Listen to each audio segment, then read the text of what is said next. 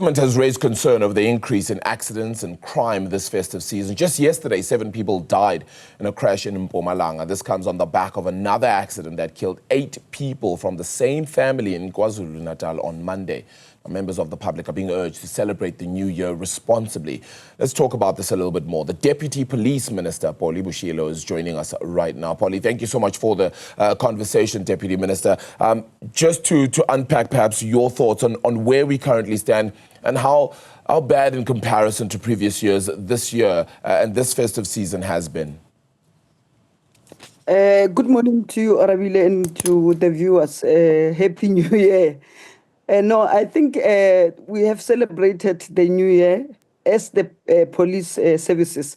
We have done our best with other law enforcement agencies. I was at Beitbridge yesterday, Musina, and I think things were better than last year. With things being better than last year, was that as a result, then, do you think, of better policing, better awareness, better understanding of the rules and regulations, or perhaps a change in policies? Both, all of them, because if you remember, from November, we launched, is it October, we launched what we call Safer Festive. So by that time, we were preparing for December.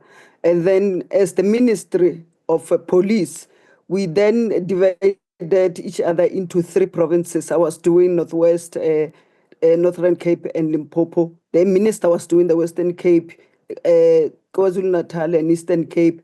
And DM Matali, Castle Matali was doing Free State, Mpumalanga and Gauteng. So we went all out to see what is happening on the ground, because you can have something on the paper and not necessarily working.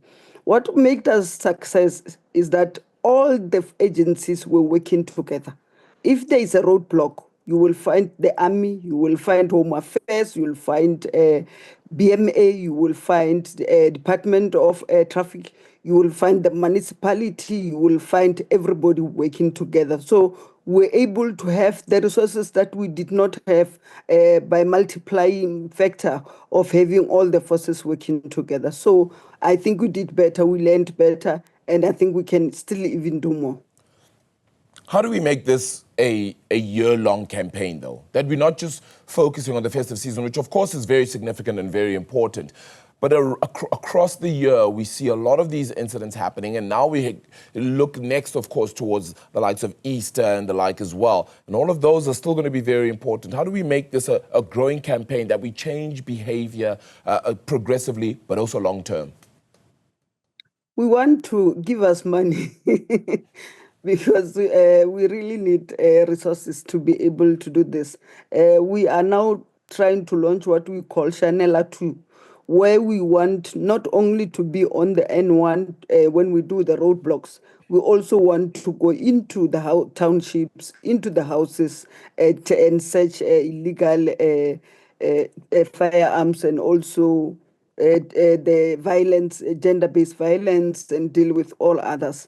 But if only we can be able to get money, we can do anything. Yesterday, I was at the Beitbridge. We were with the Department of Rural Development.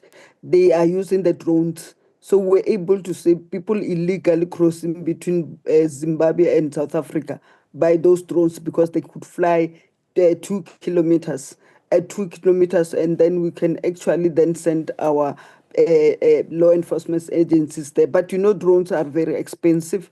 We would want to have them full-time so that we're able to deal with issues at the border. So the Chanela 2 consists of 9 detailed campaign to make sure that our people are safe, crime is down and everything. But I think the issue is the budget. We don't have, the budget is not enough. There are many other competing issues. We've got health issues.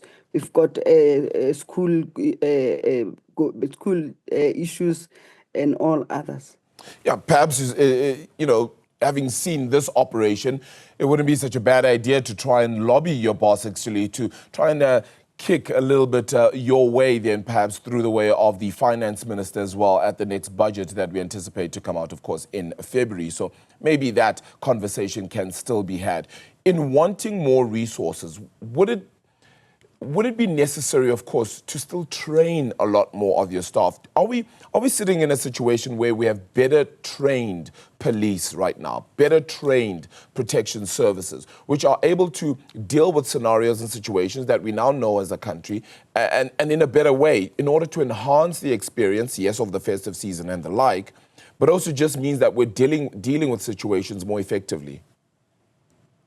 Yes, yes, we're training 10,000. Remember, for many years, 10 years, the budget of the SAPS have been cut.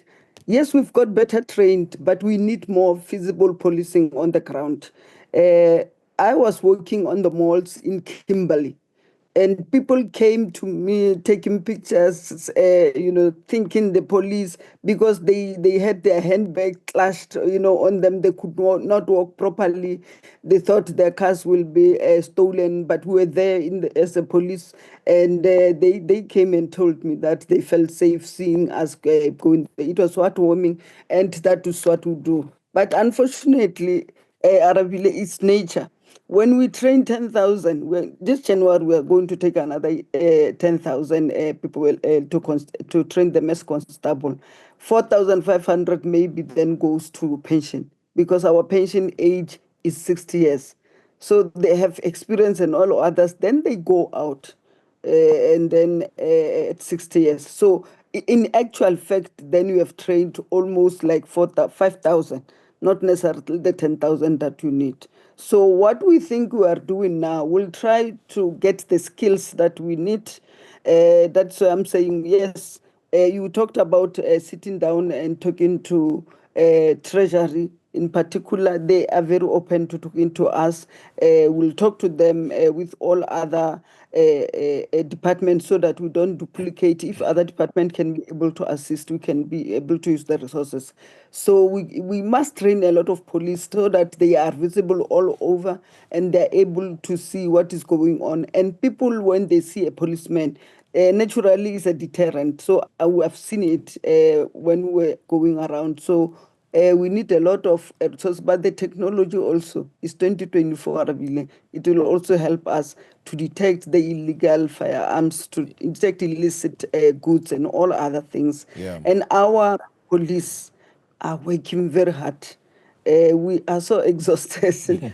We just slept now, and people must be thankful that they've been up the whole time from February. From October, looking after them. When you were busy with fireworks, they were busy looking at you and making sure that you are safe. And I can tell you right now that we greatly appreciate that as well then. I just want to go back to the road crashes, if I may then, the road accidents that we're seeing. Just a moment ago, I got to speak to the convener for the National Liquor Traders. And off the back of the decision then by the MMC for Public Safety in Johannesburg, in the Johannesburg Metro, who was speaking about how we closed down or wanting to close down, particularly in the CBD, areas that sell liquor or entertainment venues at 6 p.m. on days like New Year's Eve. Would you recommend something like that? Would you be backing off something like that in order to make the job easier for yourselves, to enhance, of course, the strategy around changing behavior of consumers and perhaps reducing these road accidents as we continue to see them? It's not a problem for people to enjoy themselves and have something to drink.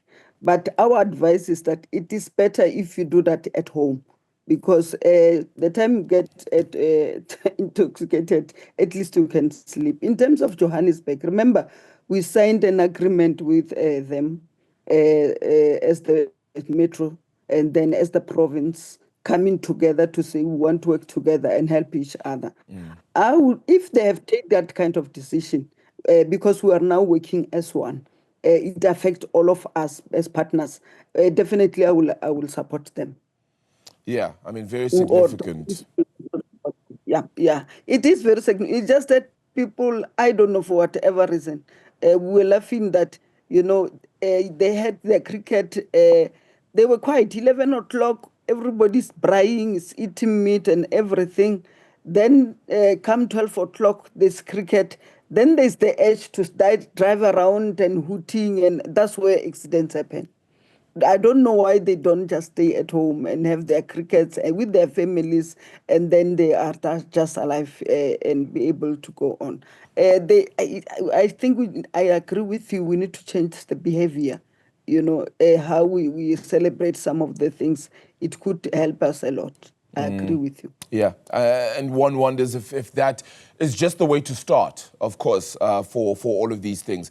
Look, Deputy Minister, I can't thank you enough for this interview. I think we still have a lot to talk about then as well throughout the year because, of course, these teething issues continue to be at play. I appreciate your time. A happy new year to you. And hopefully we'll continue this conversation as well. Deputy Police Minister Polly Boshielo.